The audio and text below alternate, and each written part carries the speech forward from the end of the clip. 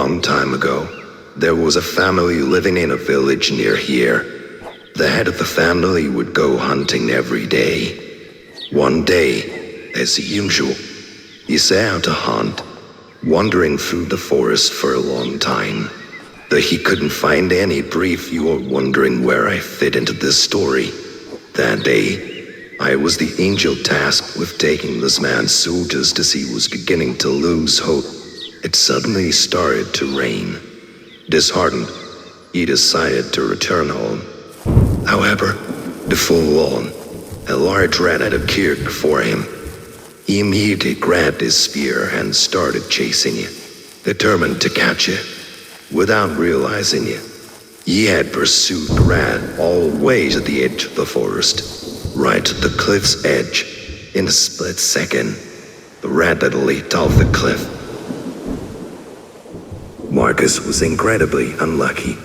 Once again, he would have to return home empty-handed.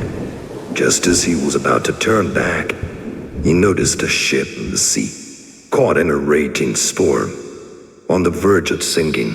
Panicked, he tried to run back to the village trail, but he had forgotten how slippery the ground had become due to the rain. His feet slipped, and he began to fall off a cliff, plummeting towards sea below. At that moment, I defied my orders and slowed Marcus's fall.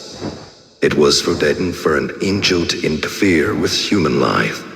My duty was solely to guide souls to the other world. Yet, I altered his fate and gave him life. I carried him in my arms and placed him in the forest beside his home. Then, looking up at the sky, I pleaded with my Father in heaven to forgive me for my transgression. But deep down, I knew I would have to pay the price for my sin. And before long, I learned that Marcus's wife was pregnant with his child. At that moment, I was summoned before the Grand Council by my father. Azazel, how dare you defy the commands I have given you? How dare you interfere with the life of a human? Because of your actions, a child who was never meant to be born will now exist, and a man who was destined to die still walks the earth. My punishment for this is absolute death. However, considering your intentions, I will not erase you entirely. Instead, you will be imprisoned within the body of the child who should never have been born. Until the day they die, you will experience everything they fear, and when their life ends, so shall you summon the wardens and remove this sinner from my presence. That day, I was named the Fallen Angel.